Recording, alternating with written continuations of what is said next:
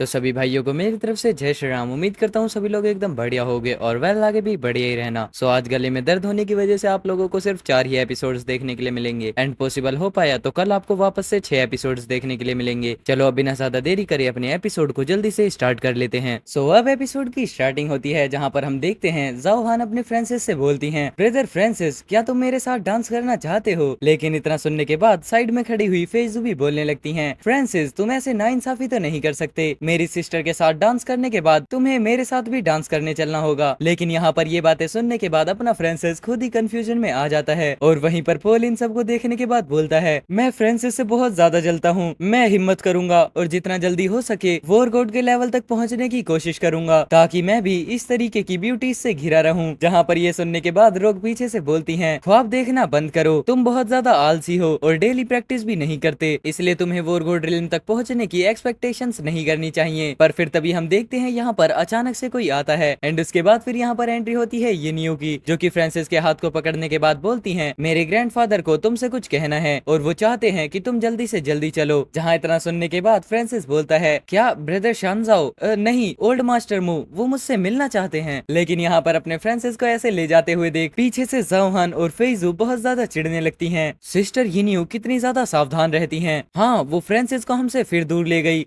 चलो बाद में जरूर मौका मिलेगा। पर वहीं पर हम देखते हैं अपने फ्रांसिस को जो कि पूछते हुए जा रहा होता है, ओल्ड मास्टर मू मुझसे क्या चाहते हैं? लेकिन फिर तभी यहाँ पर ये न्यू फ्रांसिस को एक रूम के अंदर ले जाती हैं। ग्रैंडफादर तुम्हारा इंतजार कर रहे हैं, अगर ग्रैंडफादर बाद में हम दोनों के रिश्ते के बारे में पूछें तो तुम्हें पता है ना क्या जवाब देना है। जहाँ ये बात सुनने के बाद फ्रांसिस बोलता है, हम दोनों के रिश्ते का क्या मतलब है? लेकिन अब ये सुनने के बाद ये न्यू काफी ज्यादा गुस्सा हो जाती है, तुम सच में बेवकूफ हो। पर वहीं पर बेचारा अपना नादान फ्रांसिस ये सब बातें नहीं समझ पाता। जिसके बाद वेब्स किंग बाहर निकलते हुए बोलता है, जो लिटिल मास्टरेस हैं वो तुम्हारे शादी के मामले के बारे में बात कर रही थी। मैं तुम्हारे वर्ल्ड के अंदर नया नया आया हूँ, लेकिन उसके बावजूद मैं जानता हूँ कि उनका क्या मतलब है। मास्टर्स मास्टर, क्या तुम सच में एक मंद बुद्धि हो? और बेचारा यहाँ पर वेब्स किंग की डांटे आराम से सुन रहा होता है। लेकिन फिर तभी यहाँ पर अपना फ्रांसिस दरवाजा खोलते हुए अंदर जाकर मन में सोचने लगता है, क्या ब्रदर शानजाओ ने यहाँ पर येनियो की रिलेशनशिप के बारे में पूछने के लिए मुझे बुलाया है? पर अब जैसे ही वो अंदर जाता है वो एक बहुत बड़ी मीटिंग को देखने के बाद यहाँ पर बोलने लगता है, शायद जैसा मैंने सोचा था वैसा नहीं है। जहाँ पर हम देखते हैं काफी सारे हेड्स एक जगह पर मीटिंग कर रहे होते हैं और उन्हें देखने के बाद फिर फ्रांसिस वापस से सोचता है, लगता नहीं है कि ये न्यू मेरी एंगेजमेंट के बारे में डिस्कस करेंगे, मैं अभी अभी थोड़ा घबराया हुआ हूँ और एक्सपेक्टेशन से भरा हुआ। जिसके बाद फिर अपना फ्रांसिस ओल्ड मैन के साइड में जाते हुए बोलता है, इस बॉक्स के अंदर क्या है? जिस पर ओल्ड मैन बोलते हैं, इसके अंदर कुछ ऐसा है जो कि मैं तुम्हें दिखाना चाहता हूँ। और अब जैसे जैसे धीरे बॉक्स खुलता है फ्रांसिस मन में सोचने लगता है, ये इतनी ज्यादा फेमिलियर फीलिंग, आखिरकार इसके अंदर क्या हो सकता है? जिसके बाद फिर बॉक्स को खोलते हुए ओल्ड मैन बोलते हैं, हाँ ब्रदर फ्रांसिस, ये मू फैमिली की तरफ से तुम्हारे ग्रेटिट्यूड के लिए एक गिफ्ट है जो तुम्हें एक डैमेज्ड एक्सकैलिबर के लिए दिया जाता है। एंड फिर तभी हम देखते हैं उस बॉक्स के अंदर होती है सोर्ड, जिसे देखने के बाद फ्रांसिस बोलता है, क्या ब्लेड ऑफ रिट्रीब्यूशन को वापस से ठीक कर दिया गया? एंड फिर साइड में बैठे हुए ओल्ड मैन बताते हैं, ये अब एक एस क्लास का डिवाइन वेपन है जिसका नाम है स्टार डिवोरर। और फिर उस सोर्ड को अपने हाथ में पकड़ते हुए फ्रांसिस बोलता है, मैं भी ब्लेड ऑफ रिट्रीब्यूशन को फिर से बनाने और उसे और भी ज्यादा ठीक करने के बारे में सोच रहा था, लेकिन एक एस रैंक के डिवाइन वेपन को बनाने के लिए जो मटेरियल चाहिए होता है वो काफी ज्यादा रेयर है। ब्रदर शानजाओ आपका शुक्रिया, लेकिन ब्रदर तुम्हारा चेहरा बता रहा है कि तुमने मुझे आज सिर्फ इसके लिए यहाँ नहीं बुलाया है। जहाँ पर इतना सुनने के बाद ओल्ड मैन बोलते हैं, हाँ असल में एक और जरूरी बात भी है, ये एस रैंक के डिवाइन वेपन्स को बनाने के लिए उन रेयर कोर्स मटेरियल के बारे में है। जहाँ पर इतना सुनने के बाद फिर फ्रांसिस बोलता है, क्या तुम्हारा मतलब स्टारफॉल एलिमेंटल माइन से है? एंड वेल फिर तभी हम देखते हैं अपना सीन शिफ्ट होता है जहाँ पर नॉर्दर्न बॉर्डर ऑफ चाइना के ऊपर एक हेलीकॉप्टर उड़ रहा होता है और उसके अंदर बैठा होता है अपना फ्रांसिस। ये है नॉर्दर्न बॉर्डर ऑफ चाइना की आइस फील्ड। स्टारफॉलन नाइट के बाद अर्थ के ऊपर काफी सारी कंट्रीज अचानक से डिस्ट्रॉय हो गई उस स्टारफॉलन के अचानक से मॉन्स्टर स्टॉर्म के कारण, और उन्हीं में से नॉर्दर्न आइस फील्ड भी एक है। उसके बाद फिर आइस फील्ड से बचे हुए लोगों ने अपने सर्वाइविंग के लिए आइस फील्ड फेडरेशन बनाने के लिए स्टील का फोर्ट्रेस बनाया। जिसके बाद फिर आइस फील्ड फेडरेशन ने मैनेजमेंट को एक इन्विटेशन भेजा जिसमें चाइना से कहा गया कि वो स्टारफॉल एलिमेंटल वैन को मिलाकर हमारे साथ डेवलप करने के लिए काफी ज्यादा अच्छे अच्छे लोगों को भेजें। जहां इस एग्रीमेंट के बाद इंपीरियल कैपिटल की टॉप मैनेजमेंट ने इस डेवलपमेंट अपॉर्चुनिटी को चाइना की मेजर सिटीज को सौंप दिया। अब जिनहाई सिटी के वेरियस ऑर्गेनाइजेशन से बात करने के बाद फ्रांसिस, हम आपको उस आइस फील्ड के इलाके के फेडरेशन जाने की सिफारिश करना चाहेंगे क्योंकि तुम बिल्कुल सूटेबल कैंडिडेट हो। और वैसे भी उस नॉर्दर्न आइस फील्ड में मिला हुआ वो स्टारफॉलन एलिमेंटल वैन फेडरेशन सच में बहुत ज्यादा रेयर है। जहाँ पर अब ओल्ड मैन की ये सभी बातें सोचने के बाद फ्रांसिस बोलता है आइसफील्ड फेडरेशन असल में वैन को और भी ज्यादा डेवलप करने के लिए चीन के साथ हाथ मिलाने को तैयार है। इसके पीछे जरूर कोई ना कोई वजह तो होगी ही। लेकिन फिर तभी हम देखते हैं अचानक से अपने फ्रांसिस के कोर्ट से वापस ग्रेग बाहर निकल जाता है, जिसे देखने के बाद फ्रांसिस बोलता है लिटिल गाय तुम्हें भूख लग रही है ना। जिसके बाद फिर सामने बैठे हुए पायलट्स बोलने लगते हैं इस मौसम में जाइंट स्नो ईगल से मिलना बिल्कुल नॉर्मल सी बात होगी, जो कि वो अभी शिकार पर निकले हैं। लेकिन मैनेजमेंट ने हमें इस आइस फील्ड के फेडरेशन में एक टॉप सीक्रेट मिशन करने का आदेश दिया है, उनके दिमाग में जरूर कुछ न कुछ गड़बड़ होगी। जिस बात का जवाब देते हुए दूसरा पायलट बोलता है ये बाहर वाले लोग हैं जो कि अंदर वालों पर हुक्म चलाने की कोशिश कर रहे हैं, लेकिन एक सोल्जर का फर्ज है सभी बातों को मानना। बस हम यहाँ पर अपने बेटर लक के लिए प्रे कर सकते हैं। लेकिन फिर तभी यहाँ पर दूसरा पायलट वापस से बोलता है वो चाहते हैं कि हम चुपचाप आइस फील्ड के फेडरेशन में जाएं। तुम्हें क्या लगता है कि ये यंग मैन कौन है? जिसके जवाब में फिर दूसरा पायलट बोलता है पूछने की जरूरत नहीं है, वो जरूर से कोई हाई रैंकिंग डिसाइबल या फिर किसी वॉरगॉड फैमिली का सेकंड जनरेशन होगा। आइस फील्ड के फेडरेशन से लौटने के बाद उसे हाईली प्रमोट किया जाएगा। लेकिन फिर तभी हम देखते हैं यहाँ पर अचानक से हेलीकॉप्टर के सामने काफी ज्यादा रेड डॉट्स अपीयर होते हैं, जिन्हें देखने के बाद पायलट शॉक होते हुए बोलता है अरे नहीं, बैड लक, हमारे रेडार के अंदर लार्ज अमाउंट में जाइंट स्नो ईगल्स डिटेक्ट हुए हैं। जहाँ पर हम देखते हैं काफी सारे ईगल्स को जो कि धीरे धीरे हेलीकॉप्टर की तरफ ही आगे बढ़ रहे होते हैं, और हमें बताया जाता है ये एक A rank मोस्टर giant snow eagle है। और उसे देखने के बाद यहाँ पर पायलट घबराते हुए बोलता है अरे नहीं, इस बार तो हम लोग गए। बट फिर तभी हम देखते हैं अचानक से अपना ग्रेग ओरा को रिलीज करने लगता है, जिसके बाद यहाँ पर हेलीकॉप्टर के बाहर भी इस ओरा की अपीयरेंस आ जाती है। लेकिन फिर तभी अपना फ्रांसिस हेलीकॉप्टर से बाहर निकलते हुए बोलता है वो अभी बिल्कुल ठीक टाइम पर आए हैं। मैं अब यहाँ पर अपने एस रैंक के डिवाइन वेपन को भी मतलब स्टार डेवरर की पावर को यहाँ पर टेस्ट कर सकता हूँ। जिसके बाद फिर हम देखते हैं अपना फ्रांसिस यहाँ पर बैटल सोर्ड टेक्निक स्प्लेडिंग सोर्ड पावर को एक्टिवेट करता है, और इसकी वजह से यहाँ पर अपने फ्रांसिस की सोर्ड काफी ज्यादा जाइंट ओरा में बदल जाती है। और अब यहाँ पर इन ओराज को देखने के बाद वो सभी ईगल्स यहाँ से भागने लगते हैं, जिन्हें देखने के बाद फ्रांसिस बोलता है क्या तुम यहाँ से भागने की सोच रहे हो? ऐसा सोचना भी मत। एंड इतना बोलने के साथ ही अपना फ्रांसिस काफी ज्यादा दूर से ही ईगल को वहीं खत्म कर देता है। जिसके बाद फिर यहाँ पर सिस्टम से भी नोटिफिकेशन आता है तुमने पहली बार जाइंट स्नो ईगल को मारा है, जिसकी वजह से तुम्हें 2 एट्रीब्यूट पॉइंट मिलते हैं। मास्टर की स्ट्रेंथ नो वॉइस वॉरगॉड तक पहुंच गई है। अब तुम्हें एट्रीब्यूट पॉइंट्स नहीं मिलेंगे अगर तुम किसी ए रैंक के फ्लाइंग मोस्टर को खत्म करते हो तो। जहाँ इस नोटिफिकेशन को पढ़ने के बाद फ्रांसिस मन में सोचने लगता है अगर ये snow eagle no voice master king होती तो ये कितना ज्यादा बढ़िया होता। अगर मैं उन्हें इस तरीके से खत्म कर पाता तो मेरे पास काफी ज्यादा एट्रीब्यूट पॉइंट्स हो जाते, और मेरे पास इतने ज्यादा एट्रीब्यूट पॉइंट्स हो जाते जिनसे मैं लगभग एक इंटरमीडिएट लेवल का वॉरगॉड बन पाता। लेकिन इन सभी मोस्टर्स का इस्तेमाल स्टार डेवरर की सोर्ड की पावर को देखने के लिए किया जा सकता है, जैसा कि एक एस रैंक के डिवाइन वेपन से उम्मीद थी। एक ए रैंक के मोस्टर को मारना बिल्कुल ऐसा लगा जैसे कि मैं यहाँ पर कोई फ्रूट्स को काट रहा हूँ। लेकिन फिर तभी हम देखते हैं अचानक से अपना ग्रेग फ्रांसिस के ऊपर भौंकने लगता है, और ग्रेग को ऐसे देखने के बाद फ्रांसिस बोलता है हाँ हाँ ऑफ कोर्स, इस चीज का क्रेडिट तुम्हें जाता है। अगर तुमने अपने ओरा को रिलीज नहीं किया होता और उन जाइंट ईगल्स को डराया ना होता तो मैं भी इतने सारे एनिमी को एक बार में खत्म नहीं कर पाता। एंड इतना बोलते हुए अपना फ्रांसिस ग्रेग को सहलाने लगता है। लेकिन फिर तभी हम देखते हैं यहाँ पर वापस से पायलट्स को, जो कि बहुत ज्यादा शौक होते हुए बोल रहे होते हैं उसने जाइंट स्नो ईगल्स के झुंड को बिल्कुल ऐसे खत्म कर दिया जैसे वो सभी चिकन्स हों, और वैसे भी वो सभी मोस्टर्स एक ए रैंक के मोस्टर थे। ऐसी स्ट्रेंथ वाला पावर हाउस जो उन्हें अपने सिंगल अटैक के अंदर खत्म कर सकता है, आखिरकार वो कौन होगा? क्या वो एक वॉरगॉड लेवल का पावर हाउस है? अब यहाँ पर इतना सुनने के बाद फिर दूसरा पायलट बोलने लगता है अरे नहीं, इतना ज्यादा यंग वॉरगॉड लेवल का पावर हाउस है। अब मुझे कोई भी हैरानी नहीं है कि आखिरकार टॉप मैनेजमेंट ने इस मिशन को इतना ज्यादा टॉप सीक्रेट क्यों रखा है। लेकिन फिर वहीं पर हम देखते हैं अपने फ्रांसिस को, जो कि हंसते हुए बोल रहा होता है जाइंट स्नो ईगल सब खत्म हो चुके हैं तो तुम लोगों को चिंता करने की कोई भी जरूरत नहीं है। आखिरकार हमें अपनी डेस्टिनेशन तक पहुंचने में कितना ज्यादा टाइम लगेगा। जितना सुनने के बाद यहाँ पर पायलट्स पीछे घूमकर खुशी खुशी जवाब देते हैं सर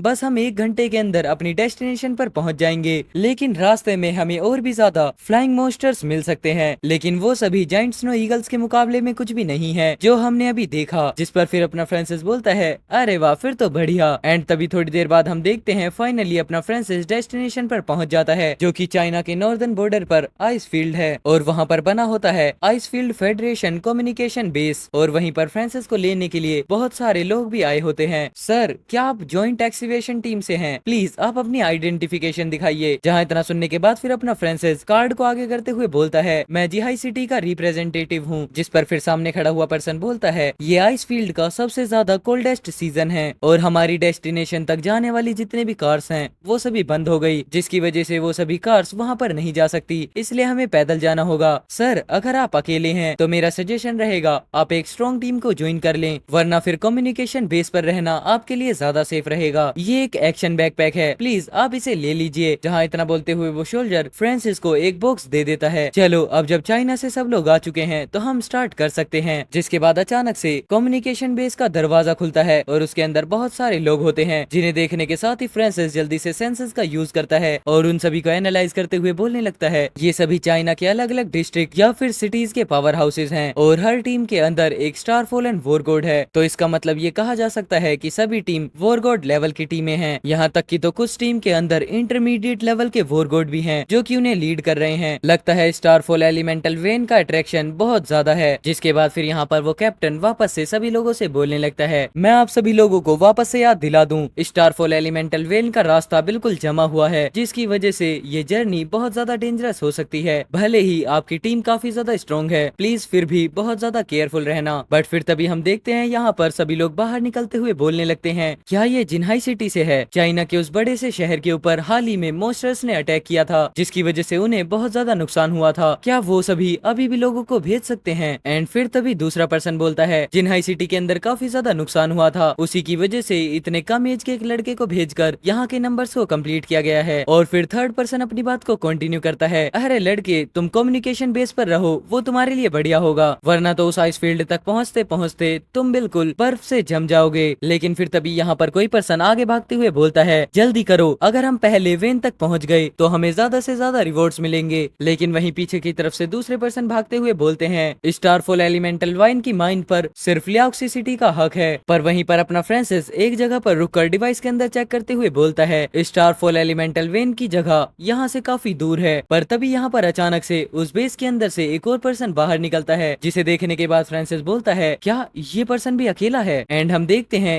यहाँ पर एक लड़की बाहर निकलती है, जिसके बारे में हमें बताया जाता है ये साउथर्न मिलिट्री रीजन्स की स्पेशल फोर्सेस की कमांडर है टैंग आउक्सी, जो कि एक पीक नोवाइस वॉर गॉड है एंड इसकी एज होती है 35। जहाँ पर टैंग अपने फ्रांसिस को देखने के बाद बोलती है बच्चे अगर तुम खत्म नहीं होना चाहते तो बेस पर ही रहना। एंड इतना बोलने के साथ ही वो अचानक से इस जगह से गायब हो जाती है। जहाँ पर फिर वो आगे बढ़ते हुए फ्रांसिस की तरफ पलट कर देखते हुए सोचने लगती है मुझे लगता है मैंने उस बच्चे को कहीं पर देखा है पहले। एंड फिर अपना फ्रांसिस भी यहाँ पर अपनी पास्ट मेमोरी के अंदर सोचते हुए बोलता है क्या ये वो है? और एंड वेल इसी के साथ अपनी एक वीडियो खत्म होती है। अब नेक्स्ट वीडियो को चेकआउट करने के लिए राइट वाली वीडियो पर क्लिक कर दो।